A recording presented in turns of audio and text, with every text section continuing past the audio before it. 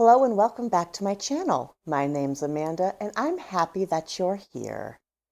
This autumn we are doing a series where we read selections from 100 Wild Little Weird Tales. So I've done a random number generation and today's number is 81. Alright, just to give you a little bit of backstory before we dive in, we're doing this just for fun. This is kind of like a bedtime slumber party. I'm reading a spooky story sort of fun. This book is a book I got for Christmas growing up one year for my parents. And these 100 tales are from a pulp magazine called Weird Tales, which ran from 1923 to 1954. So if some of these stories sound a little stilted, that's because we don't really talk like that anymore. These stories are basically artifacts from that time in history. These were horror stories that were pushing and furthering the horror genre. It's kind of interesting looking back on some of these stories because a lot of them are quite similar to stories that you would find published today. So I invite you to grab a beverage, kick back, and let's dive in. Enjoy. Prost. Story 81 is a story entitled The Statue by James Causey. I'm so excited. Let's just dive right into it. Jerome Winters pursed his lips. "Young man," he said coldly, "a bargain is a bargain." "But can't you just give me just a little more time?" The young man's eyes were dark and pleading against the pallor of his face. "Another 2 months, another month. I could surely find some way." His voice trailed off. Winters was shaking his head from side to side, staring at him with frosty blue eyes. 3 months you were given," he said curtly.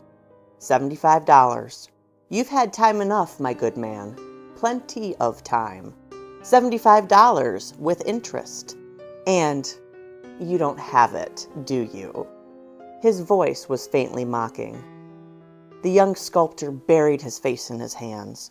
"No," he said hoarsely, "I haven't. But I could surely scrape up the money some way. If only—" Winters looked queerly at him. He stood up. He was a short, slight man, small and withered as an old persimmon, his blue eyes wearing a perpetually frosty gaze. In the small town of Hammondsville, Winters was by far the wealthiest, and well as the most hated. His loans bordered upon usury, and those who could not pay were given no mercy. He had caused more than one suicide and a very appreciable amount of misery and suffering.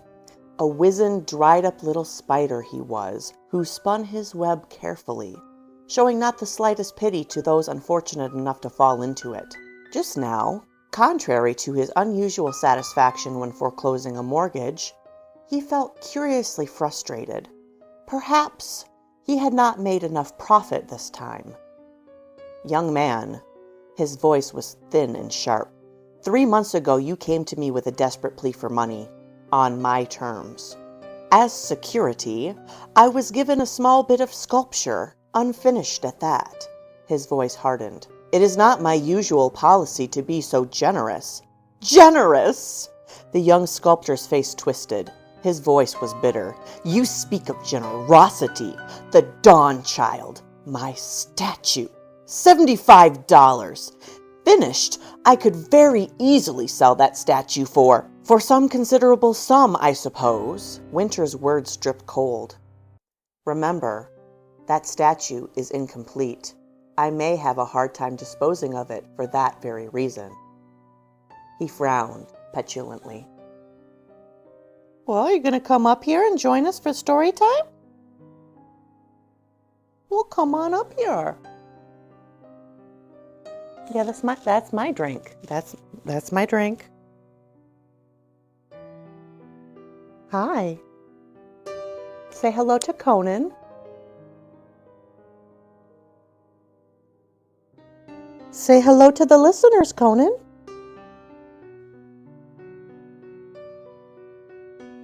Can I continue my story now? Yeah, get comfortable. Oh, yes, I love you too. Where were we? The young man stared at Winters as if seeing him for the first time. Slowly, Winters flushed, and his eyes fell under that penetrating gaze. So, de Raltz said softly, I might have known. He straightened, drew a deep breath, and looked at Winters again. It is absolutely useless to ask for more time, I see. Absolutely, Winters said, some of his poise returning to him. Then, 2 spots of color appeared in the young man's cheeks. Then, sir, may I see the statue? May I? Just once, since it is for the last time. There was no harm in letting him see it. Winters shrugged. Why not? He made his way towards the back of the study, where he opened the door to a closet. De Raltz followed him slowly. In one corner of the closet stood a shapeless something on a pedestal, draped in a sheet. Your statue, young man. Winters turned sideways and lifted the sheet. In spite of himself, a small glint of appreciation came to his eyes as he looked at the statue. It was the nude figure of a child. Exquisitely carved it was, in pink marble, life-size. The statue stood on tiptoe, a smile on his rosy face, a childish, contented smile, both arms reaching skyward as if to greet the sun. But the hands were unfinished. The fingers were crudely blocked out, rough like marble mittens. Evidently, some work was needed before the whole was completed. But even as it was, the statue was beautiful. Winters, in spite of himself, had to admit that. Unconsciously, his fingers caressed the marble in a possessive gesture. He turned to look at the young man. De Raltz was standing there, leaning against the door jamb, gazing at the statue intently. There was an odd expression on his face, a strange, rapt expression. Are you not enjoying the story, or what? Okay, thank you. There was an odd expression on his face, a strained, rapt expression. But it is unfinished, he breathed. It is unfinished. Eh? Said Winters sharply. De Raltz started. He turned slowly and looked at Winters. He looked then at the statue, caressing it with his eyes. I put my soul into that statue, he murmured softly. I labored to produce a masterpiece, a work of art that would endure. He broke off. Winters, he said, his face strangely white, his voice suddenly hoarse. Could I finish the Dawn Child? Her hands, they are incomplete. She would not like that. It is hard to reach for the sun when one's hands are ugly. Would it be possible, even though the statue is yours now, I could do the work in this room here, with chisel and hammer? His eyes held the quality of a prayer. His voice trembled. Could I finish it, sir? Winters looked at him. A faint streak of perversity, which, incidentally, was to cost him his life, rose in his brain. I see no reason why I should, he snapped. You have looked at the statue. It was enough that I should let you do so. Quite enough. I expect to have the statue disposed of by the end of this week, unfinished as it is. Of course, the profit will be negligible, but, he spread his hands, indicative of his disinterest in the matter. Good day, sir. De Raltz turned slowly ashen. Then you will not allow me to finish, he said, almost childlike. Precisely. The young sculptor walked slowly towards the door, his head bowed. At the threshold, he turned and looked first at Winters, then at the Dawn Child. There was an enigmatic expression on his face. Nevertheless, he whispered, the Dawn Child shall be finished. Soon. I asked you for but a week more, Winters. I give you a week now." He turned and walked stiffly out. Winters raised his eyebrows. It was perhaps 30 seconds later that he heard the crash. He hurried out of the house, his pale blue eyes curious behind the glasses. There was a rather large crowd clustered in the middle of the street, muttering excitedly. The truck stood by, its fender rather badly dented with a splotch of red. The truck driver was standing by, addressing empty air for the most part, and telling how he just walked right out into the street, front of my truck. Wasn't my fault. Can't help it if a man walks out into the street in front of a truck and doesn't even look where he's going. He walked out. Winters pursed his thin lips, then he turned back into his study, where he made certain entries in a large black ledger. On impulse, he checked up upon Deroltz. The young sculptor had lived alone in a garret in the poorer section of town, and from what Winters could discern, seemed passionately devoted to his work. He was poor. Very. Indeed, Winters wondered how he ever managed to keep body and soul together. It certainly was not his fault if Deroltz paid no attention to where he was walking while crossing the street. The remainder of the day Winters spent in his usual pleasant fashion, that of figuring how to depossess certain hapless clients. It was late that night, around 11:30, when Winters awoke suddenly, with the conviction that someone, or something, was making strange noises downstairs. He lay awake for some minutes, staring into the blackness, and suddenly he sat bolt upright in bed. The sound was repeating. It was an odd scraping and scratching noise. Muttering to himself, Winters got out of bed, put on his robe and slippers, and shuffled out into the hall. As near as he could determine, the sounds were coming from downstairs, in the general direction of his study. He shuffled downstairs and into his study, where he turned on the light. The glare of the light exploded whitely, throwing everything in the room into harsh relief. Black, ugly shadows, dark corners illuminated. There was nothing in the room. Winters grunted and reached again for the light switch. He froze. The sound had recommenced, and it was distinctly audible, and it seemed to be coming from the closet. Winters went over and opened the closet door. Probably rats, he thought, peering into the darkness of the closet. No rats. Winters frowned and looked more carefully. There was no corner where a rat might hide. Winters looked at the statue standing there in the corner, and his breath hissed softly between his teeth. He distinctly remembered having draped a sheet over it before going to bed. But now, the sheet lay on the floor. Well then, rats could drag down sheets. Large rats. Frowning, Winters picked up the sheet and stood staring at the statue before covering it. The general appearance of the statue had changed. It was not quite right somehow. Winters shook his head angrily and went back to his room. Rats, no doubt. He was not the sort of man to be bothered by such occurrences. Perhaps half an hour after going to bed, he was roused again. The same sounds. Grating, raspy, scratching noises. Oddly muffled they were, coming from downstairs. Winters swore softly and tried to sleep. The next day, Winters examined the statue critically.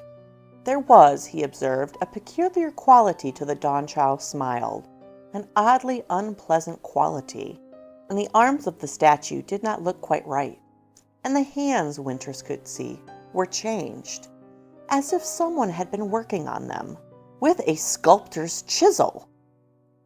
He did not bother to puzzle the matter out. Methodical and precise as ever, he cleaned up the shards of marble and went about his business for the day.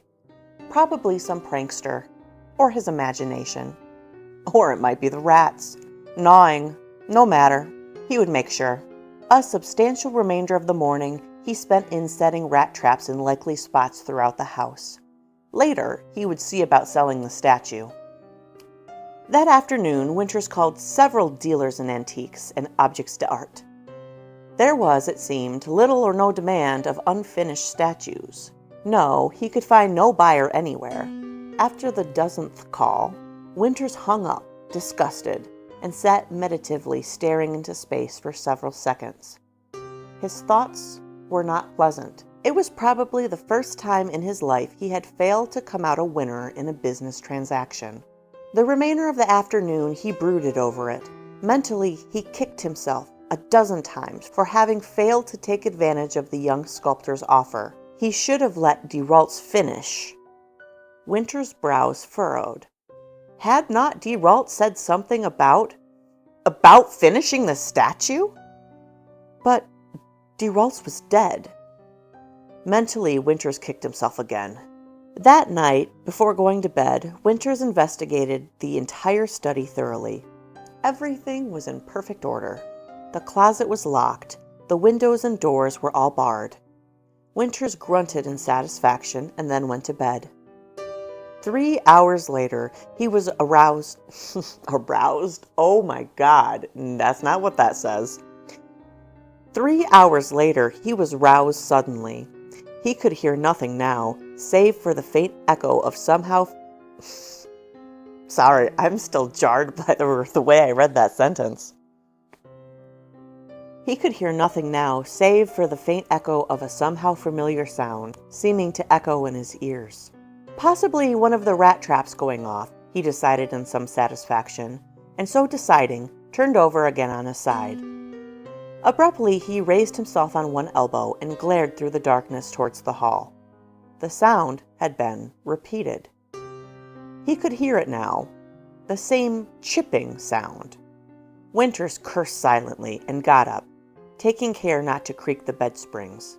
Very stealthily, he tiptoed downstairs. He opened the study door silently, and quite suddenly snapped on the light and stood on the threshold blinking. There was no one in the room. Winters looked around. The closet door was still locked. Muttering querulously to himself, he opened it and looked inside. For an instant, he wondered if his eyes were beginning to play tricks on him. Then he took a step backwards. The statue's hands were beginning to take definite form. Moreover, the arms had moved. Winters rubbed his chin doubtfully and wondered how he could have ever thought the face of the statue beautiful. The lips were not smiling at all, and the whole face seemed to have a definitely unpleasant cast. "Humph," said Winters. He retrieved the sheet and placed it upon the statue. He looked around the study carefully, and into each corner of the closet, more than once narrowly escaping the sticking of his foot into a rat trap. Before going back to bed, he eyed the tiny pile of marble chips around the pedestal of the statue, and though his lips moved queerly, he said nothing. Jerome Winters got very little sleep that night. He heard the chipping, scraping sounds from downstairs quite audibly, no matter how hard he tried to bury his head underneath the covers. Next day, business did not go well at all. Every little thing seemed to go wrong. His papers were not where they should be, and he forgot several important matters relating to interest payments and debts. But he would not admit, even to himself, that he was worried. Towards noon, Winters received an unexpected telegram. He scowled at it and pursed his lips. This was decidedly unfortunate. He had planned to get rid of that statue today, to take it to some antique dealer and give it away if he had to. What was he thinking of? Give something away that had cost him $75? And for that matter, 2 sleepless nights. But after all, DeRaults had said that the statue would be finished within a week. And the look on the face of the statue last night. Possibly there was something to the young sculptor's threat after all.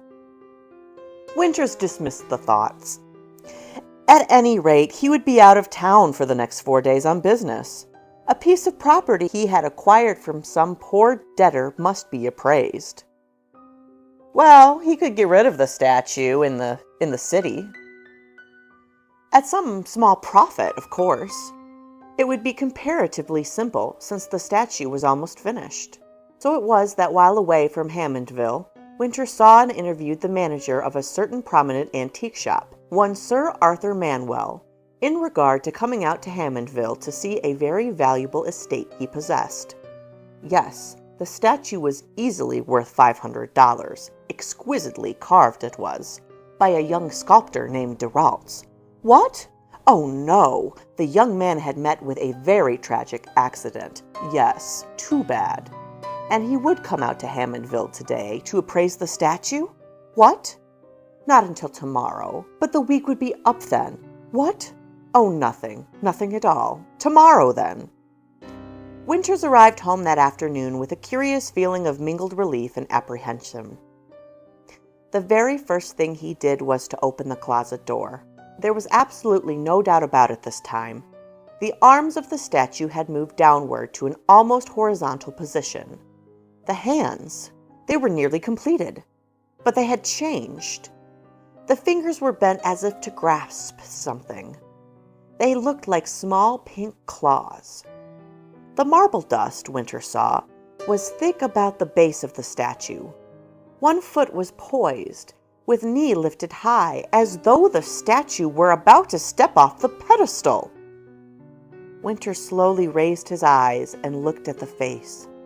It was twisted in a rather frightful leer. Winters shut the closet door and leaned weakly against it. He locked it carefully and walked out of the study, mopping his damp face with a handkerchief. His mouth was strangely dry, and his face was pale. Tomorrow would be the 7th day. Like the ring. Late that night, he heard the now familiar chipping of stone. The noise this time was fast and furious, like the movie. Okay, I have to stop interjecting. The noise this time was fast and furious, almost eager. Winters did not get out of bed. He knew it would be no use. After a little while, the sounds ceased. The statue, then, was finished. Winters did not venture downstairs next morning until almost noon. When he did, he stayed as far away as possible from his study. In an agony of dread and apprehension, he waited for the arrival of Sir Arthur from the city. Sir Arthur did not come. By mid-afternoon, Winters was almost frantic. Finally, he tiptoed into his study. There was a phone on his desk. Swiftly, he dialed the operator, and staring fixedly at the closet door, waiting for his call to be put through. Sir Arthur Manwell, dealer in antiques and objects to art, answered. Yes, he was sorry. He was desolated, but he had not been able to keep the appointment. No, he would not be able to come down to make the appraisal until tomorrow.